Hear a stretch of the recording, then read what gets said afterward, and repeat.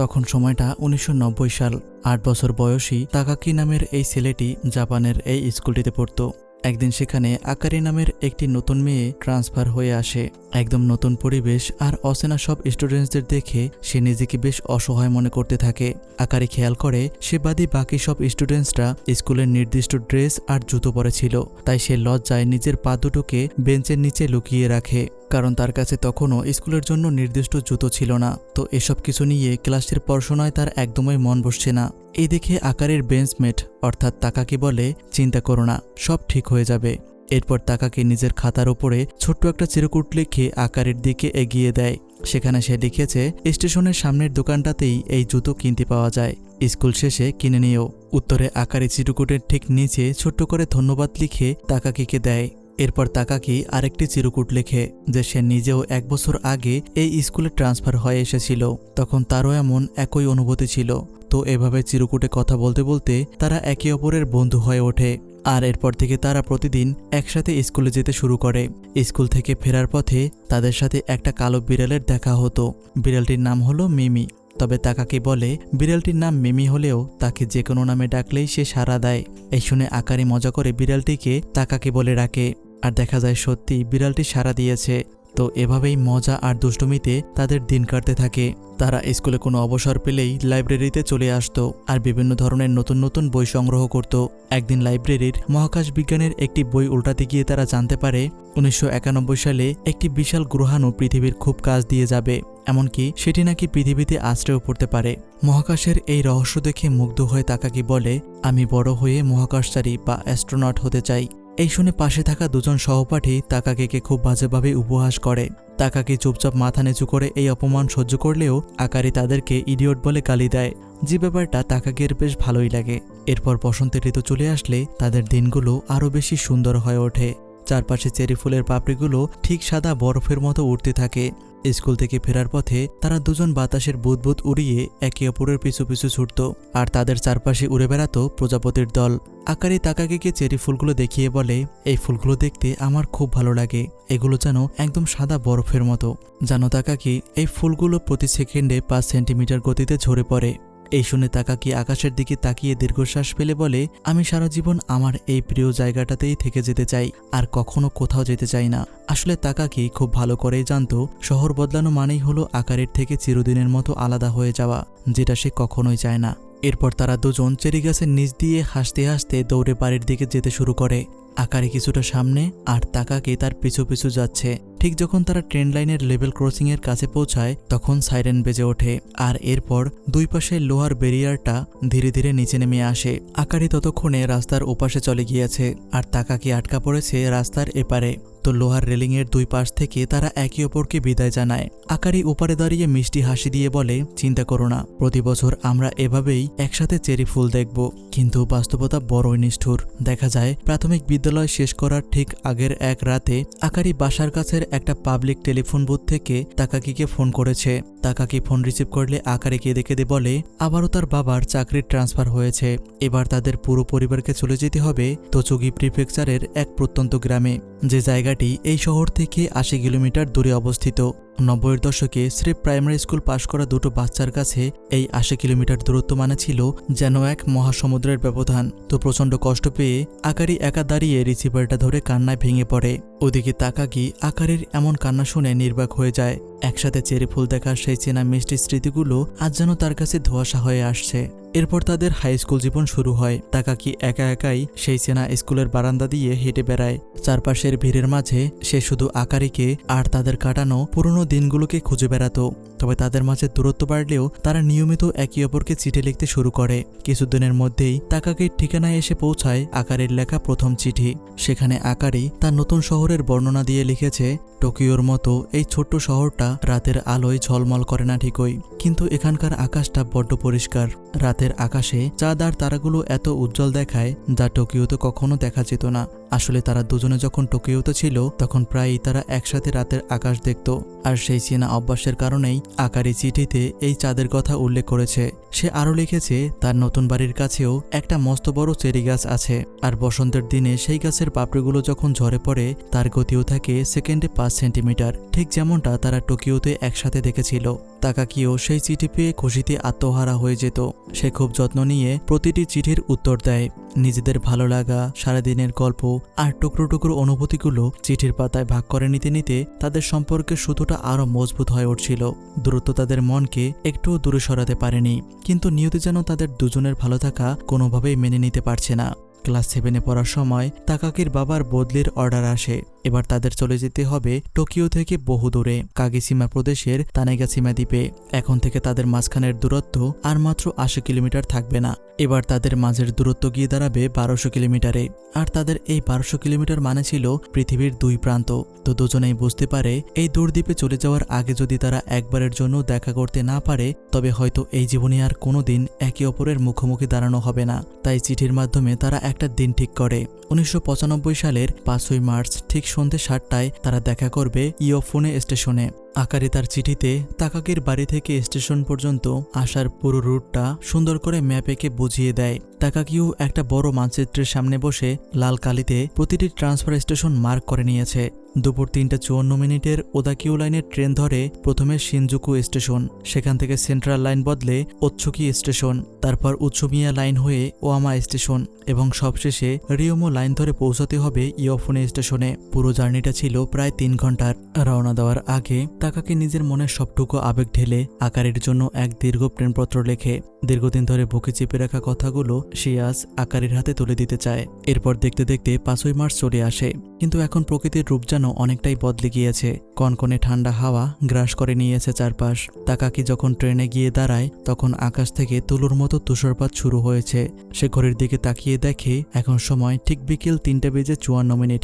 সব ঠিকঠাক থাকলে সে 6:45 মধ্যেই গন্তব্যে পৌঁছে যাবে, অর্থাৎ আকারের দেওয়া সময়ের 15 মিনিট আগেই। কিন্তু ট্রেনটি মুসাসি উরাওয়া স্টেশনে পৌঁছালে একটি সুপারফাস্ট ট্রেনকে পাস দেওয়ার জন্য তাকাকির সাধারণ ট্রেনটি স্টেশনে দাঁড়িয়ে থাকে। আর ঠিক তখনই ট্রেনের স্পিকারে ভেসে আসে এক হৃদয়ভাঙা অ্যানাউন্সমেন্ট।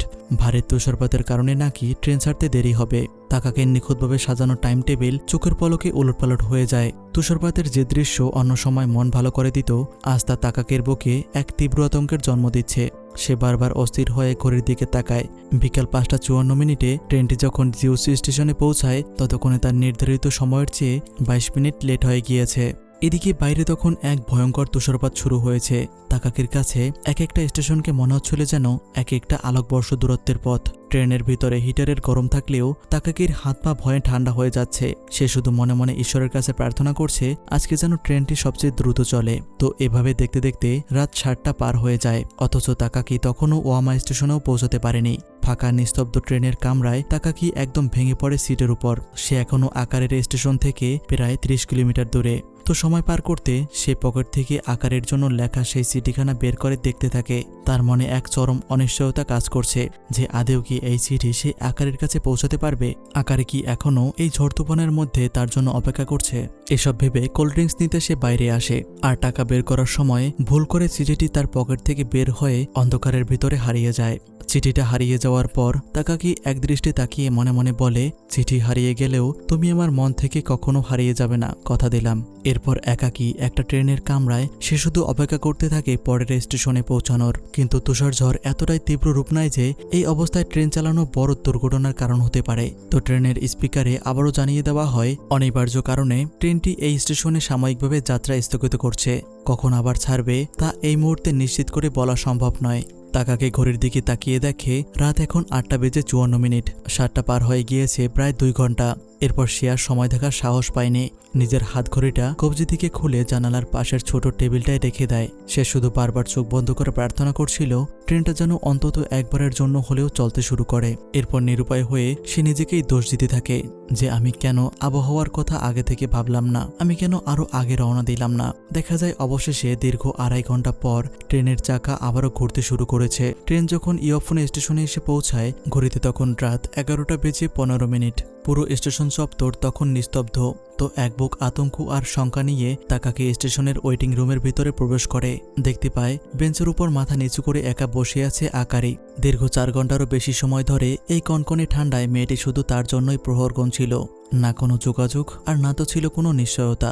শুধুমাত্র চিঠিতে বলা কথার উপর আস্থা রেখে সে এই দীর্ঘ অপেক্ষার প্রহর গুনেছে। তাকাকিকে সামনে দেখা মাত্র আকারির এতক্ষণের চেপে রাখা সব ভয় আর অভিমান চোখের জল হয়ে বেরিয়ে আসে। সে আলতো করে তাকাকির জ্যাকেটটা ধরে ফুপিয়ে কাঁদতে শুরু করে। তাকাকি কি বলে সান্ত্বনা দেবে কিছুই বুঝতে পারছে না। মাত্র ৮০ কিলোমিটারের এই দূরত্ব পার হয়ে একে অপরের মুখোমুখি হওয়াটা যেন তাদের কাছে মনে হচ্ছিল মহাবিশ্বের সবচাইতে দীর্ঘ পথ পাড়ি দেওয়ার মতো এক অলৌকিক ঘটনা। এরপর আকারে নিজের হাতে বানানো খাবারগুলো তাকাকিকে খেতে দেয়। পুরো স্টেশনে দুজনে এভাবেই নিজেদের মধ্যে সুখভাগ করে নিচ্ছিল। তাকাকি যখন ঠান্ডা হয়ে যাওয়া আকারের দেয়া খাবারগুলো মুখে দেয়, কেন জানি তার মনে হতে থাকে এটাই তার জীবনে খাওয়া সবচাইতে তৃপ্তির খাবার। খাওয়া দাওয়া শেষে তারা দুজনে রাতের নিস্তব্ধ বরফঝড়ের মধ্যে হেঁটে চলে আকারের চিঠিতে লেখা সেই চেরি গাছটার উদ্দেশ্যে। এই একটিবার দেখা করার জন্য তারা দুজনেই নিজ নিজ বাবা মায়ের কাছে মিথ্যা বলেছিল। আকারি মা বাবার জন্য টেবিলে ছোট চিরকুট লিখে রেখে এসেছিল, ফিরতে যতই দেরি হোক আমি অবশ্যই বাড়ি ফিরব। দেখা যায় তাকাকের ঠোঁটে আজ অনেকদিন পরে হাসি ফুটেছে, আর আকারি এই গভীর বরফের উপর প্রজাপতির মতো ডানা মেলে আনন্দে লাফালাফি করতে করতে এগিয়ে যাচ্ছিল। আকাশ থেকে তখন বড় বড় তুষারের কণা ঝরে পড়ছে। সেই ধবধবে সাদা বরফের চাদরের উপর পা ফেলে ফেলে তারা যখন চেরি গাছটার দিকে এগিয়ে যাচ্ছিল, তখন তাদের পেছনে তৈরি হচ্ছিল দুটি আঁকাবাঁকা দীর্ঘ পায়ের ছাপ। পথ চলতে চলতে তাকাকি আবারও সেই 1991 সালের গ্রহাণুর কথা মনে করিয়ে দিয়ে বলে, বইয়ে আবারও পড়েছিলাম 2009 সালের 26শে মার্চ হয়তো ওই গ্রহাণুটা পৃথিবীতে আছড়ে পড়বে, তখন আমাদের বয়স হবে প্রায় 30 বছর। এরপর তারা দুজন একে অপরের কাছে এক অদ্ভুত প্রতিশ্রুতি দেয় যে পৃথিবী ধ্বংস হোক আর নাই হোক 2009 সালের ঠিক 26শে মার্চ সন্ধ্যে 7টায় আমরা আবারও এই চেরি গাছটার নিচেই এসে দাঁড়াবো। এবার আর কেউ 1 মিনিটের জন্যও লেট করব না। এসব বলতে বলতে অবশেষে তারা সেই মস্ত চেরি গাছটার নিচে এসে দাঁড়ায়। পাতাহীন বরফে ঢাকা বিশালকার কাছে নিচে দাঁড়িয়ে তারা দুজনেই কিছুক্ষণের জন্য একদম নীরব হয়ে যায়। ঠিক তখনই এক অদ্ভুত আত্মিক টানে তারা দুজনে একে অপরকে জড়িয়ে ধরে। দুজন খুব ভালো করেই জানতো এই রাতের পর তারা আবারও পৃথিবীর দুই প্রান্তে চলে যাবে, আর এই ব্যস্ত জীবনে আবারও একে অপরের মুখোমুখি হওয়াটা হয়তো আকাশের চাঁদ ছোঁয়ার মতোই অসম্ভব হবে। সময়ের সাথে সাথে বড় হয়ে ওঠার পর এই কিশোর বয়সে অবুঝ প্রতিশ্রুতিগুলো তারা আদৌ ধরে রাখতে পারবে কিনা সেটাও ছিল এক মস্ত বড় অনিশ্চয়তা। কিন্তু এই মুহূর্তে বরফ ঢাকা এই চেরি গাছের নিচের মুহূর্তগুলো তারা দুজনেই এতটা তীব্রভাবে অনুভব করছিল যে তাদের মনে হচ্ছিল কোনো অলৌকিক উপায়ে সময়টাকে যদি এখানেই থামিয়ে দেওয়া যেত। এরপর দিন সকালে সূর্য উঠলে চারপাশের ধবধবে সাদা বরফের চাদরটা সোনালি আলোয় ঝলমল করে ওঠে। তাকাকির এবার বাড়ি ফেরার ট্রেন ধরার সময় হয়ে গিয়েছে। বিদায় বেলায় দুজনের মনই এক অজানা কষ্টে ভারী হয়ে উঠেছে। আকারি তার ব্যাগ থেকে কিছু একটা বের করতে চেয়েছিল, হয়তো তাকাকের জন্য লেখা তার নিজের কোনো গোপন চিঠি, কিন্তু তখনই ট্রেনের দরজা বন্ধ হয়ে যায়। আকারি বাইরে দাঁড়িয়ে কিছু বলছিল, যেগুলোর কিছুই তাকাকে শুনতে পায়নি। তারা শুধু কাছের ওপার থেকে একে অপরের চোখের দিকে তাকিয়ে থাকে। এরপর ট্রেনটি চলতে শুরু করলে তারা দুজন একে অপরের থেকে দূরে সরে যেতে থাকে। তাদের এই সুন্দর পুনর্মিলন এক নির্মম বিচ্ছেদের রূপ নেয়। শৈশবের এই দেখা হওয়া আর অল্প সময়ের এই পুনর্মিলন তাদের দুজনের জীবনের পাতায় এক অমর ও অবিচ্ছেদ্য স্মৃতি হয়ে থাকবে। এরপর তাকাকের জীবনে অনেক বড় পরিবর্তন আসে। টোকিও থেকে 1200 কিলোমিটার দূরে কাগিসিমার তানেগাসিমা দ্বীপে তার নতুন জীবন শুরু হয়। চারদিকে বিশাল নীল সমুদ্র আর মাইলের পর মাইল বিস্তৃত আখের ক্ষেত। ব্যস্ত টোকিও শহরের চেয়ে এই পরিবেশটা ছিল একেবারেই আলাদা। তাকাকি এখন রোজ মোটরবাইক চালিয়ে স্কুলে যাতায়াত করে, আর এই চেনা রাস্তায় রোজ তার সাথে দেখা হতো কানায়ে নামের একটি মিষ্টি মেয়ের, যে প্রতিদিন নিজে থেকে খুব আগ্রহ নিয়ে তাকাকে হ্যালো জানাতো। এভাবেই তানেগাসিমা দ্বীপের শান্ত ও স্নিগ্ধ প্রকৃতির বুকে তাকাকের কৈশোরের দিনগুলো কেটে যায়। হাই স্কুলে ওঠার পর কানায়ে আর তাকাকি একই স্কুলে ভর্তি হয়, তবে তাদের ক্লাস ছিল আলাদা। আসলে কানায়ে গত 5 বছর ধরে মনে মনে তাকাকে বড্ড বেশি ভালোবাসত। শুধুমাত্র তাকাকের কাছাকাছি থাকার জন্যই সে অনেক কষ্ট করে এই একই হাই স্কুলে ভর্তি পরীক্ষার ফর্ম ফিল আপ করেছিল। কানায়ের কাছে তাকাকের সাথে একই স্কুলের বারান্দা দিয়ে হেঁটে যাওয়াটাই ছিল মনের সবচাইতে বড় শান্তি। হাই স্কুলের এই দিনগুলোতে একসাথে মোটরবাইক নিয়ে বাড়ি ফিরত। মাঝে মাঝে রাস্তার চেনা সুপার শপ বা কনভিনিয়েন্স স্টোরে গিয়ে টুকটাক কেনাকাটা করত। তাকাকে স্টোরে ঢুকে কিছু কিনলে কানাইও ওই একই জিনিস কিনত, যেন তাদের পছন্দ একই দেখে তার প্রতি তাকাকের ভালো লাগা তৈরি হয়। দোকান থেকে বের হওয়ার সময় কানাই প্রায় দেখত তাকাকি মোটরবাইকে হেলান দিয়ে এক মনে তার মোবাইল স্ক্রিনের দিকে তাকিয়ে আছে। সে ভাবত তাকাকি হয়তো তার ছবি দেখছে। কানাই আর চোখে তাকাকের সেই চেনা মুখের দিকে তাকিয়ে থাকত, আর তার ঠোঁটের কোনায় ভেসে উঠত এক অদ্ভুত সুখের হাসি। ভালোবাসার কথা মুখে বলার সাহস না থাকলেও তাকাকিকে চোখের সামনে দেখতে পাওয়াটাই ছিল কানাইয়ের কাছে এক পরম পাওয়া।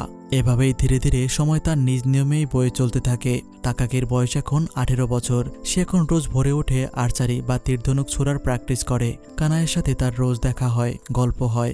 কিন্তু তাকাকি বিন্দুমাত্র বুঝতে পারেনি যে এই মেয়েটি গত 5টা বছর ধরে তার জন্য নিজের বুকে এক সমুদ্র ভালোবাসা লুকিয়ে রেখেছে।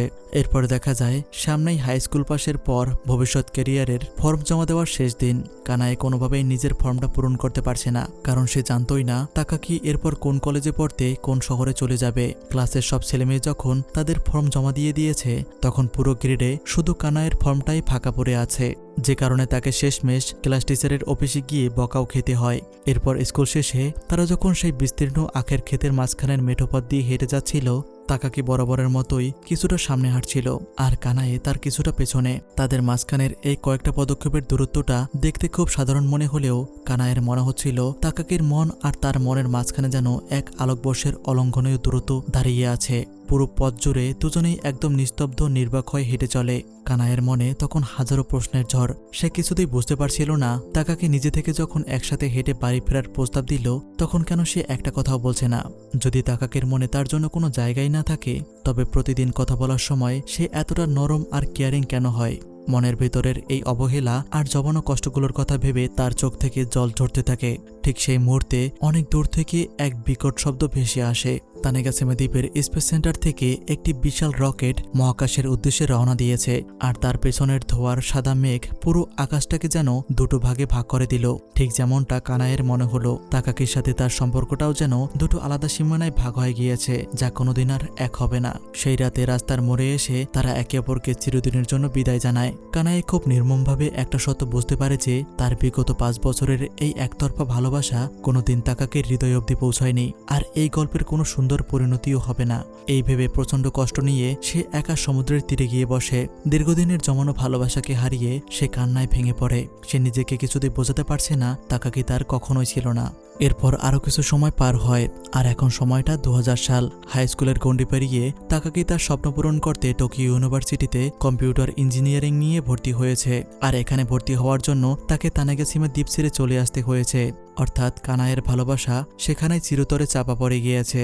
তো এরপর ইউনিভার্সিটি শেষ করে তাকাকি এক নামী সংস্থায় সিস্টেম ইঞ্জিনিয়ার হিসেবে যোগ দেয়। সেখানে মিজুনো নামের এক কলিগের সাথে তার পরিচয় হয় এবং মিজুনো কানায়ের মতো তাকে একতরফা ভালোবাসতে শুরু করে। মিজুনোর স্বভাবটাও ছিল তাকাকির মতোই খুব শান্ত আর চুপচাপ, কিন্তু কর্পোরেট জীবনের ব্যস্ততা আর কাজের চাপে ধীরে ধীরে তাদের দেখা হওয়ার সময় কমতে থাকে।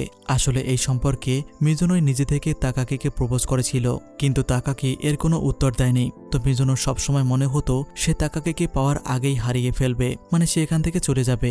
আর সত্যি একদিন মিজুনোর একতরফা ভালোবাসার কথা জানতে পেরে তাকাকি সেখান থেকে চলে যেতে নিজের সবকিছু গুছিয়ে নেয়। কিন্তু এর মধ্যেই তার অফিসের এক কলিগের মাধ্যমে তাকাকি একটা পার্ট টাইম প্রজেক্টের কাজ পেয়ে যায়, যেটা হলো একটি স্পেস সায়েন্স মিউজিয়াম বা মহাকাশ বিজ্ঞান জাদুঘরের ডিজিটাল প্ল্যানেটোরিয়াম প্রজেক্টের কোডিং করা।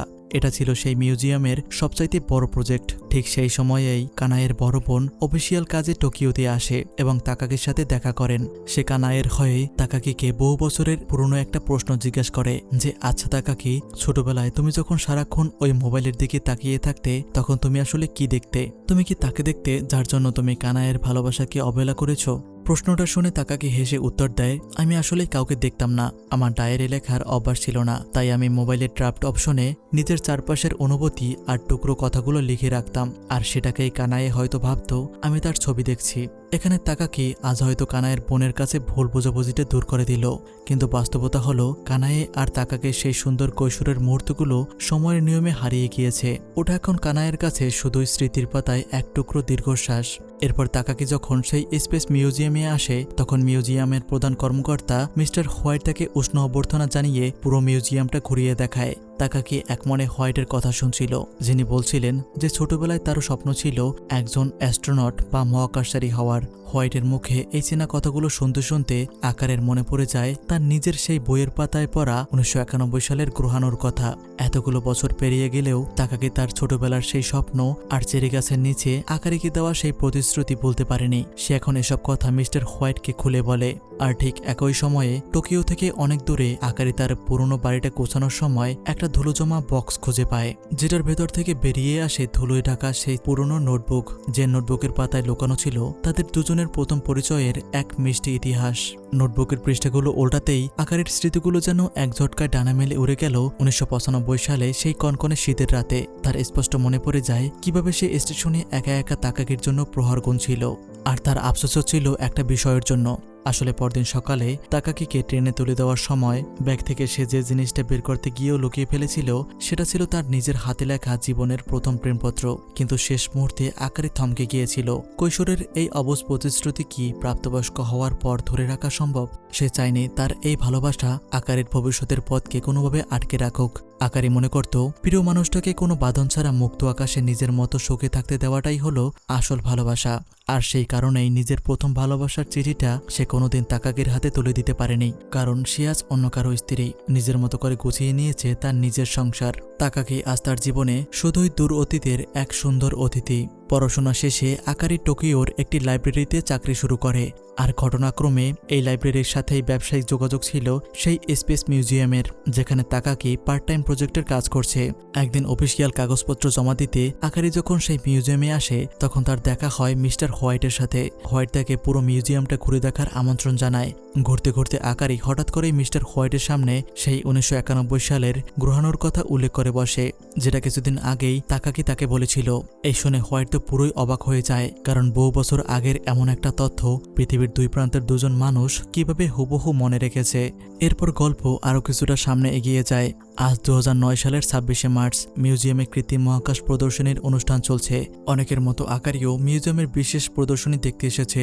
আর এই প্রদর্শনীর ভাষ্যকার হিসেবে যে মানুষটি মাইক হাতে দাঁড়িয়ে কথা বলছিল সে আর কেউ নয়, সে হলো তাকাকি নিজেই। তো শো শেষ হওয়ার পর আকারি হল থেকে বেরিয়ে আসলে দেখতে পায় বাইরে খুব সুন্দর তুষারপাত শুরু হয়েছে। সেখানে সে তার ছোটবেলার মতো দেখতে একটি মেয়েকে দেখে বলে, তুমি কি জানো বরফের কণাগুলো ঠিক কি গতিতে মাটিতে ঝরে পড়ে? সেকেন্ডে ঠিক 5 সেন্টিমিটার। তথ্যটি জানতে পেরে মেয়েটি আনন্দে নাচতে নাচতে তার বন্ধুদের কাছে ছুটে যায়। ঠিক তখনই মেয়েটির হাত থেকে একটা পোস্টার নিচে পড়ে যায়। মেয়েটি খুব দ্রুত চলে যাওয়ায় আকারি নিজেই পোস্টারটি তুলে নেয়। এরপর বাড়ি ফেরার ট্রেনে বসে সময় পার করতে সে পোস্টারটি দেখতে শুরু করে। তখন হঠাৎ সে খেয়াল করে আজকের প্রদর্শনের মূল ভাষ্যকর ছিল তাকাকি। অর্থাৎ ছোটবেলায় আলাদা হয়ে যাওয়ার এতগুলো বছর পর ভাগ্যের এক অলৌকিক চক্রে তারা দুজনে আজ একই ছাদের নিচে এসে দাঁড়িয়েছিল, কিন্তু দুজনের কেউই এটা বুঝতে পারেনি। অন্যদিকে তাকাকি যখন হল থেকে বের হচ্ছিল তখন সে কিছু বাচ্চাদের বলতে শুনে এই বরফের কণাগুলো 5 সেন্টিমিটার পার সেকেন্ড গতিতে ঝরে পড়ে। এই শুনে তাকাকি হঠাৎ থমকে যায়। টেবিলে রাখা ক্যালেন্ডারের দিকে তাকিয়ে দেখতে পায় আজকের তারিখটা 2009 সালের 26শে মার্চ, যে দিনটার জন্য সে এত বছর অপেক্ষা করেছে। অর্থাৎ আজ ঠিক সন্ধ্যা 7টায় সেই পুরনো চেরি গাছের নিচে আবারও দেখা করার কথা ছিল তাদের। তাই আর বিন্দু পরিমাণ সময় নষ্ট না করে সে দ্রুত ট্রেন ধরে রওনা দেয় সেই চেরি গাছের নিচে পৌঁছানোর উদ্দেশ্যে। আজ ভাগ্যক্রমে ট্রেন খুব দ্রুত গতিতে চলে আসায় সে সন্ধ্যে 7টা বাজার আগেই সেই ইয়োফোনে স্টেশনে পৌঁছে যায়, যেখানে ছোটবেলায় আকারি তার জন্য একা একা অপেক্ষা করেছিল। স্টেশনটা ঠিক যেন আগের মতোই আছে, শুধু আজ সেখানে আকারি নেই। এরপর সে দ্রুত তীব্র আশা নিয়ে সেই চেরি গাছটার নিচে এসে পৌঁছায়। চারপাশটা একদম নিঝুম, খোলা প্রান্তরে সে একাকী গাছটার নিচে দাঁড়িয়ে আছে। তাকাকে ঘড়ির দিকে তাকিয়ে দেখে 7টা পার হয়ে যাচ্ছে, কিন্তু কোথাও আকারির দেখা মিলছে না। যত দূর চোখ যায় সে শুধু আকারিকেই খুঁজতে থাকে। চারিদিকে তাকিয়ে প্রতি সেকেন্ডে সে অনুভব করতে থাকে এই যেন আকারি কোনো একদিক থেকে তার দিকে এগিয়ে আসছে। কিন্তু না, এভাবে দীর্ঘ অপেক্ষার প্রহর গোনার পরেও আকারি আর আসেনি। তাহলে কি আকারি ছোটবেলায় দেয়া সেই প্রতিশ্রুতি ভুলে গিয়েছে, নাকি বাস্তবতা তাকে আসতে দেয়নি? এর উত্তর মিলে যায় পরের দৃশ্যে। দেখা যায় আকারি টোকিওর অন্য এক প্রান্তে একটি ব্রিজের ওপর দাঁড়িয়ে তার হাজবেন্ডের সাথে চেরি ফুল দেখছে। তাহলে কি চেরি ফুল ঝরে পড়া দেখেও আকারের সেই প্রতিশ্রুতির কথা মনে পড়েনি? নিশ্চয়ই পড়েছিল, কিন্তু সে বাস্তবতাকে মেনে নিয়েছে। অতীতের সেই অবুঝ কৈশোরে ফিরে যাওয়ার সমস্ত পথ আজ বন্ধ। তাই স্মৃতির পাতাটা চিরতরে বন্ধ করে মুচকি হেসে সে সামনে এগিয়ে যায়। এদিকে মিউজিয়ামের প্রজেক্টের কাজ শেষ হওয়ার পর মিস্টার হোয়াইট তাকাকিকে তার চমৎকার কাজের জন্য ধন্যবাদ জানায়। এরপর সে তার মন খারাপের কারণ জানতে চায়। এর উত্তর দিতে গিয়ে তাকাকি কান্নায় ভেঙে পড়ে। আর একদম শুরু থেকে সে তার ছোটবেলার নিষ্পাপ ভালোবাসার গল্প বলতে শুরু করে। সবটা শুনে মিস্টার হোয়াইটের সামনে পুরো ধাঁধাটা মিলে যায়। সে বুঝতে পারে কিছুদিন আগে লাইব্রেরি থেকে যে মেয়েটি এসেছিল সেই আসলে তাকাকের সেই আকারি। তাকাকি মাথা নিচু করে বলে, আসলে বয়স বাড়ার সাথে সাথে মানুষ বড্ড বেশি নিজের জীবনের কাছে হেরে যায়। আমাদের শৈশবের সেই পবিত্র অনুভূতিগুলো ধরে রাখা আমাদের পক্ষে সম্ভব হয়নি। তবুও আজ আমি এখানে এসেছিলাম যদি আকারি আসতো তাহলে তাকে শুধু একটা কথাই বলতাম, আমি আমার কথা রেখেছি। এই শুনে মিস্টার হোয়াইট বলে, কষ্ট পেও না, আকারিও কিন্তু কিছুদিন আগে আমার কাছে এসে ঠিক এই চেরি গাছের প্রতিশ্রুতির কথাই বলেছিল, হয়তো কোনো কারণে সে আসতে পারেনি। এখন এই জীবনে তাকে ভুলে যাওয়াটাই তোমার জন্য মঙ্গল হবে। এসব বলে মিস্টার হোয়াইট সেখান থেকে চলে যায়। আর তাকাকি একা একা মিউজিয়ামে বসে কাঁদতে থাকে। তবে তাকাকি বুঝতে পেরেছে আকারিও আসলে তাকে ভুলে যায়নি। দূরত্বের কারণে তারা আলাদা হয়ে গেলেও আকারের মনে তাকাকি এক অমলিন স্মৃতি হয়েই বেঁচে আছে। এরপর দেখা যায় এই বছরের বসন্ত ঋতু চলে এসেছে। চেরি ফুলগুলোর কারণে চারপাশটা যেন গোলাপি চাদরে ঢাকা। এই একই রাস্তায় ছোটবেলায় তারা দুজনে একসাথে কত দুষ্টুমি করেছে, আড্ডা দিয়েছে। এসব ভেবে ভেবে তাকাকি সামনের দিকে এগিয়ে চলে। এরপর সে যখন রেল লাইনের লেভেল ক্রসিং পার হচ্ছিল, ঠিক তখন বিপরীত দিক থেকে একটি মেয়ে হেঁটে আসছিল। কেন জানে মেয়েটির ব্যবহার করা সুবাস আর এই একই রকম হাঁটার স্টাইল তার বড্ড পরিচিত মনে হয়। আর মেয়েটির ক্ষেত্রেও একই ব্যাপার ঘটে, কারণ বাস্তবেই এই মেয়েটি আকারে ছিল। তো ঠিক যে মুহূর্তে তাদের দুজনের চোখ এক হতে যাবে, ঠিক সেই 14 বছর আগের মতোই তীব্র একটি গতির ট্রেন এসে তাদের মাঝখানের দুটি সীমানাকে পুরোপুরি আড়াল করে দেয়। ঠিক যেমনটা তাদের দুজনের জীবন আজ দুটি সম্পূর্ণ আলাদা চেনা স্রোতে ভেসে গিয়েছে, যা আর কোনোদিন এক বিন্দুতে মিলবে না। ট্রেন দুটি চলে যাওয়ার পর তাকাকি ওপরে তাকিয়ে দেখে সেখানে আর কেউ নেই। মেয়েটি ততক্ষণে সেখান থেকে চলে গিয়েছে, রেখে গিয়েছে কেবল এক শূন্য রাস্তা। তার কেন জানি মনে হতে থাকে এই মেয়েটাই ছিল তার হারিয়ে যাওয়া আকারি। এইভাবে তাকাকির চোখ থেকে জল গড়িয়ে পড়ে, কিন্তু এর পাশাপাশি তার ঠোঁটের কোণে ছিল এক প্রশান্তির হাসি, কারণ সে মিস্টার হোয়াইটের মাধ্যমে জানতে পেরেছিল আকারি বিবাহিত এবং তার এখন একটি সুন্দর সংসার আছে। এসব ভেবে তাকাকি অতীতের সমস্ত স্মৃতি ঝেড়ে ফেলে নতুন জীবনের উদ্দেশ্যে পা বাড়ায়। কিন্তু বাস্তবতা হলো সে নিজেকে যত ভালো রাখার চেষ্টাই করুক না কেন, জীবনের প্রথম ভালোবাসা সে কখনোই ভুলতে পারবে না। হৃদয়ের এক কোণে হলেও আকারি আজীবন বেঁচে থাকবে তার প্রথম ভালোবাসা হয়ে। তো গাইস, এখানেই গল্পটির সমাপ্তি ঘটে। এই গল্পটি তোমাদের কেমন লাগলো অবশ্যই কমেন্টে নিজের অনুভূতি জানিও। আর যদি তুমিও এমন কাউকে হারিয়ে ফেলো তাহলে অবশ্যই কমেন্টে নিজের গল্পটা লিখতে পারো। তো আজ এ পর্যন্তই, খুব শীঘ্রই আবার দেখা হবে কোনো অসাধারণ মুভির গল্পে। সে পর্যন্ত ভালো থেকো, সুস্থ থেকো।